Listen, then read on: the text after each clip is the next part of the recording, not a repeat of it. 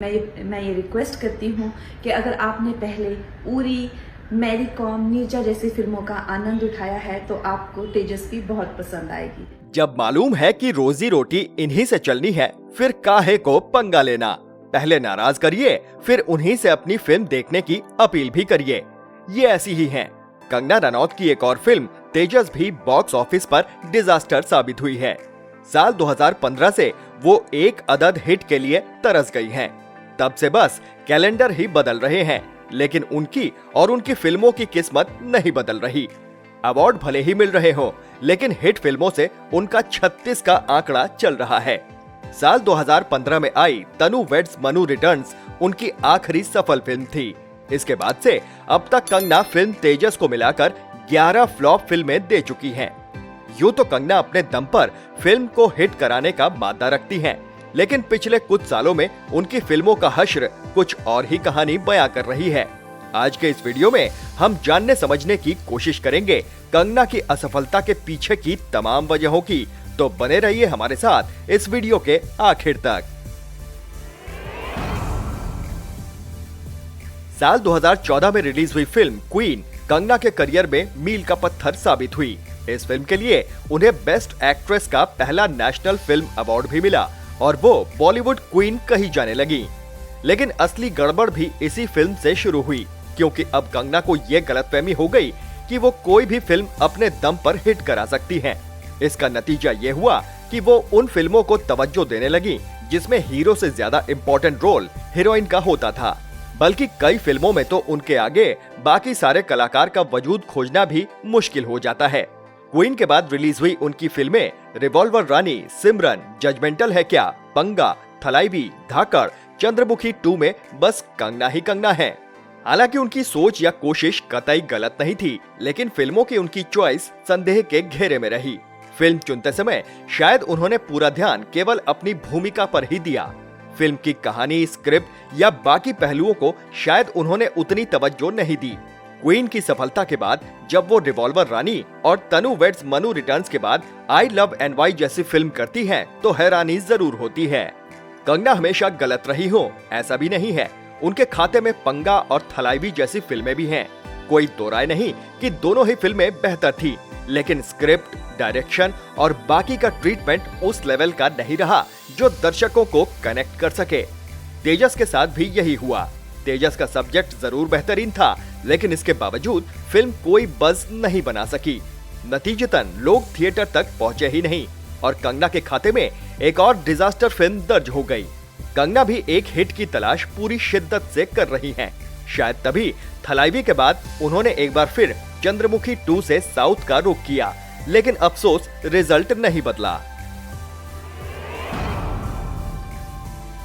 Kangana Bollywood queen ही नहीं बल्कि controversy queen भी हैं। वो उन मुद्दों पर भी बोल जाती हैं जिनसे उन्हें कोई लेना देना नहीं है और फिर वो विवादों में फंस जाती हैं। फिल्म इंडस्ट्री से इतर वो पॉलिटिकल मुद्दों पर भी अपनी राय रखती हैं। अब पॉलिटिक्स ठहरी दो तरफा तलवार, इनमें एक आपसे खुश होगा तो दूसरा नाराज। अब या तो कंगना ये बात समझ नहीं सकी या फिर जानबूझकर ऐसी बयानबाजी करती रही। नतीजतन एक खास वर्ग उनसे नाराज रहने लगा और उनसे और उनकी फिल्मों से दूरी बना ली। आजादी अगर भीख में मिले तो क्या वो आजादी हो सकती है, आप खुद बताइए।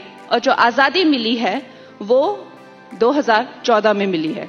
बॉलीवुड जहां जनता ही जनार्दन है, एक कलाकार बिना दर्शक कुछ भी नहीं। ऐसे में उन दर्शकों को ही नाराज करने का जोखिम कंगना ही ले सकती हैं। इंडस्ट्री में भी वो जब तब किसी न किसी से पंगे लेती ही रहती हैं।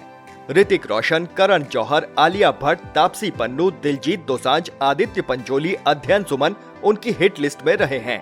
धीरे धीरे लोग इनके साथ काम करने से हिचकने लगे। बड़े प्रोडक्शन हाउस भी उन्हें अपने साथ नहीं जोड़ना चाहते।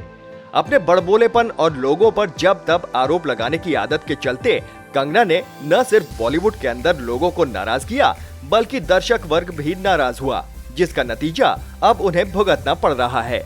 आगे बढ़ने से पहले एक छोटी सी रिक्वेस्ट, अगर आपको ये वीडियो पसंद आ रहा है तो प्लीज इसे लाइक कर दीजिए और चैनल को सब्सक्राइब कर लीजिए।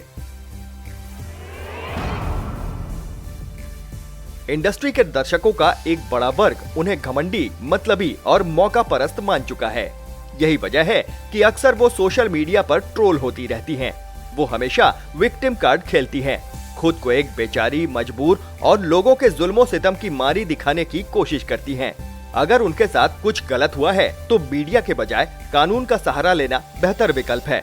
शुरू में तो लोगों ने उनका साथ भी दिया, लेकिन जब उनके आरोप लगातार बढ़ते रहे तो लोग भी ऊब गए। हमेशा रोने धोने और शिकायतें करने वाले व्यक्ति के पास कोई नहीं रुकना चाहता।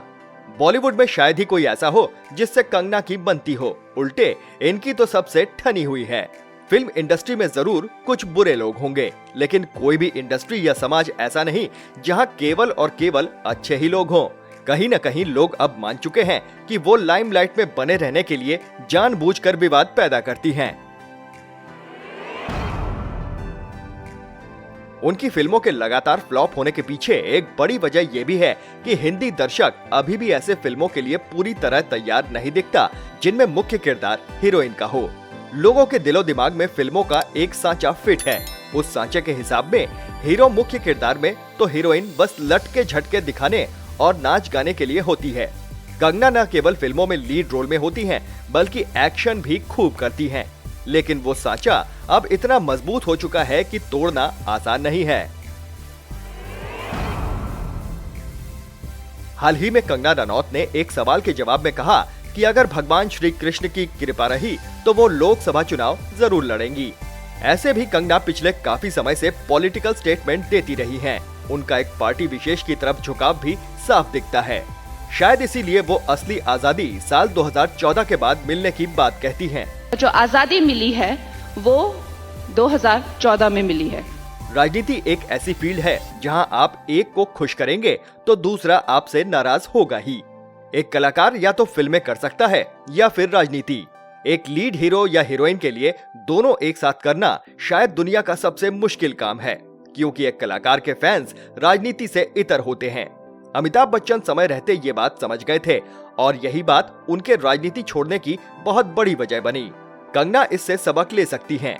ऐसा मुमकिन है कि कंगना को अपना फिल्मी करियर डामाडोल होता नजर आ रहा हो, जिसके चलते उन्होंने भूमिका बनानी शुरू की हो। वैसे उनकी धाकड़ बयानबाजी पॉलिटिक्स के लिए एकदम मुफीद है। पॉलिटिकल पार्टीज को हमेशा से ही ऐसे लोगों की तलाश रहती है। जब कंगना को लगा कि तेजस भी डिजास्टर होने की तरफ बढ़ रही है, तो उन्होंने एक वीडियो के जरिए लोगों से अपनी फिल्मों को देखने की अपील की, लेकिन इसमें उन्होंने बड़ी बचकानी बातें कही। वो फिल्म के कमजोर कलेक्शन के पीछे कोविड को वजह बताती हैं। कोविड के बाद हमारी हिंदी फिल्म इंडस्ट्री पूरी तरह से रिकवर नहीं हो पाई है। शायद वो भूल गयी कि पठान, गदर 2 और जवान जैसी ब्लॉकबस्टर फिल्में इसी साल रिलीज हुई हैं।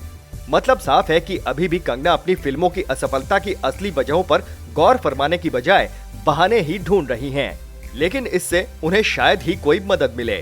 कंगना की अगली फिल्म इमरजेंसी 24 नवंबर को रिलीज हो रही है। इस फिल्म से कंगना और उनके फैंस को खासी उम्मीदें होंगी। इस फिल्म में वो इंदिरा गांधी का रोल प्ले कर रही हैं। इस फिल्म की सफलता या असफलता कंगना के करियर का फैसला भी कर सकती है। बाकी इसमें कोई दो राय नहीं कि कंगना रनौत एक बेहद काबिल एक्ट्रेस हैं। एक्टिंग के लिए 4 बार मिले नेशनल अवार्ड इसके गवाह हैं। लेकिन अगर वो अपनी एनर्जी सही जगह पर लगाएं तो रिजल्ट और बेहतर होंगे। इस पूरे मुद्दे पर अपनी राय कमेंट बॉक्स में जरूर लिखें। वीडियो अच्छा लगा हो तो लाइक करें और ज्यादा से ज्यादा लोगों तक शेयर करें। चैनल पर नए हैं तो सब्सक्राइब करें। फिर मिलेंगे एक नए वीडियो के साथ। नमस्कार।